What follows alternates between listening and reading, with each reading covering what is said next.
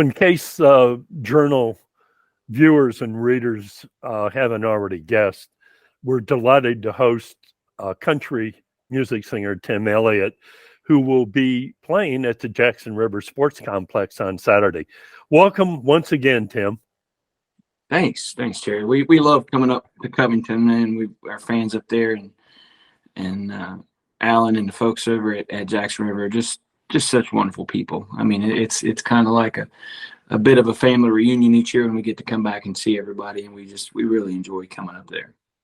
You know, I'm not so sure that the audience is used to the energy from a performer like you and your band. I mean, it's one thing to be able to play good music and have a good voice, but you've got that special energy that people have loved over the years. So, and we were just chatting briefly. When you do 80 to 100 shows, come on now, be straight with me. How do you keep up the energy playing that often in so many diverse places? You know, it's just part of who I am. I mean, it's not something that I just put on for stage show. I mean, it's just who I am, and I love talking to people, and I love connecting with people, and I like to see, you know, I like to see people happy when they leave a show. You know, I want everybody to hear something that makes them smile, whether it's me being my silly self or a song that they remember from years ago, or a song that's on radio now, or one of our own original songs. You know, I like to be able to connect with folks, and for everybody to leave the show with something, you know, and hopefully a smile. One of the neat lines on your website is that the best part of the show is the fans, and you know that's a heartwarming kind of thing that you enjoy it that much. I think it's amazing that somebody can do that many performances. But we've seen you interact with the fans, and it's almost like you know some of the folks, even though you know it's a year away for each performance when you come to Covington. Yeah. And by the way, you're playing at Sam Snead's Taverns on Friday night, aren't you? We are. Yeah. What an awesome little venue that is. Just that was my first time in Hot Springs last year, and what a beautiful little town. It's just a great historical spot up there. I love it up there. Hey, what was the impetus for What's Not to Love? What's the background there? Can you talk about that a little bit? Song was a pitch song when we first got to Nashville, and I really felt that it would connect with our fans that we already have, you know, in our live show. It's a higher energy song. It's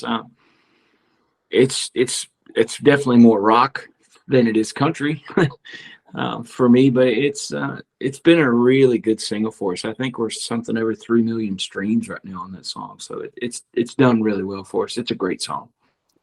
And my favorite is Boom. What inspired that?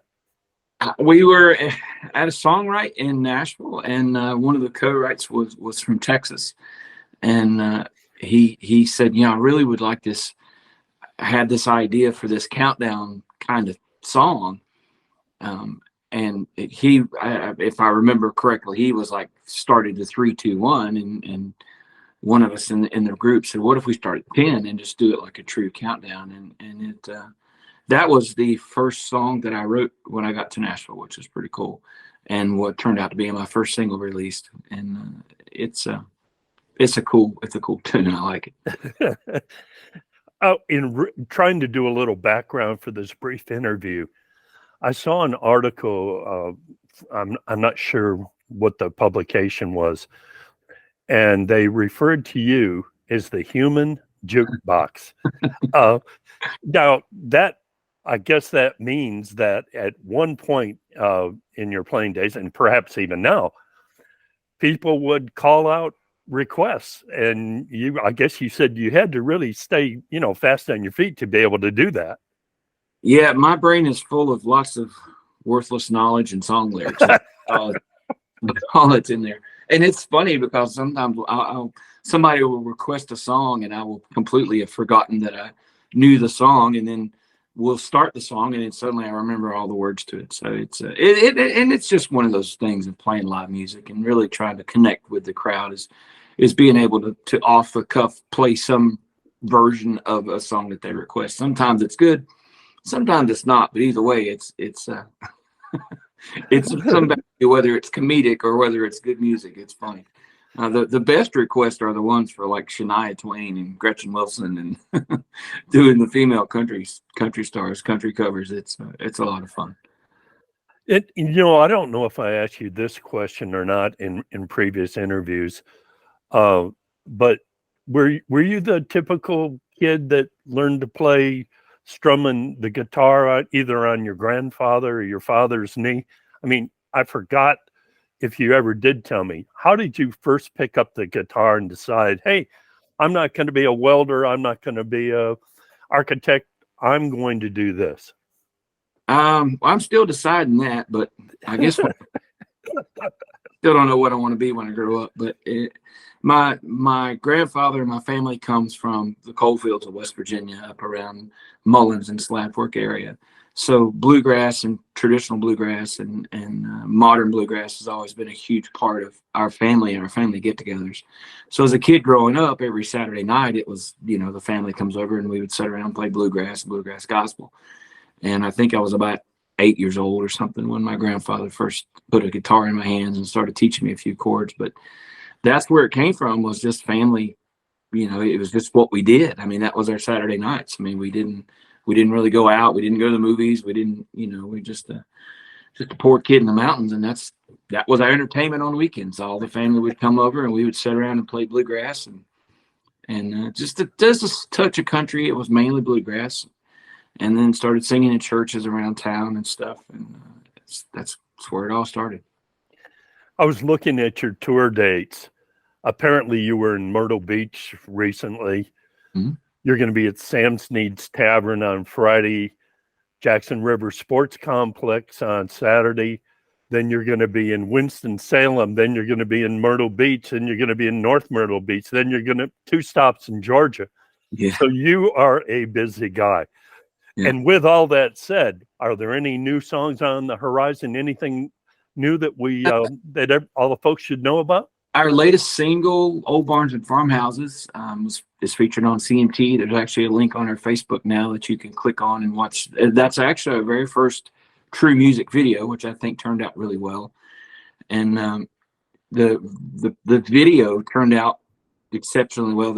When the producer of the video and I sat down, I said, I want to use real people. I want to use farmers and people who do this stuff for a living, because that's what the song talks about. And we went around. I live now in Surrey County, North Carolina, and we went around and talked to a lot of different farmers and stuff, and they were all excited to be a part of it. So it turned out really good because it's real. It's real people. And the song I started writing that song in the middle of a 5,000-acre cornfield in Iowa after talking to the farmer for a while. We were on a radio tour. And the DJ had us out driving a combine that morning, which was a lot of fun. That song's doing really well for us. I think we're something over 100,000 views on Facebook right now, and then the CMT link is still up. So that's doing really well. We got some other songs that are recorded and finished, and trying to decide which route we want to go with the next single, and trying to see how far this current single goes. But lots of stuff always in the works, lots of live shows, lots of always just trying to stay busy as I can. I definitely agree. From your schedule, it looks like you really are. We really appreciate you taking the time out this morning to speak with us. Wish you the best of luck and continued touring. And we hope to see everybody out at the Jackson River Sports Complex beginning at 6:30 in Covington. Thanks again, Tim. Jerry, thanks so much. Always good to talk to you, bud. I see you, sir. Take care. Have a great week. Bye now. Bye-bye.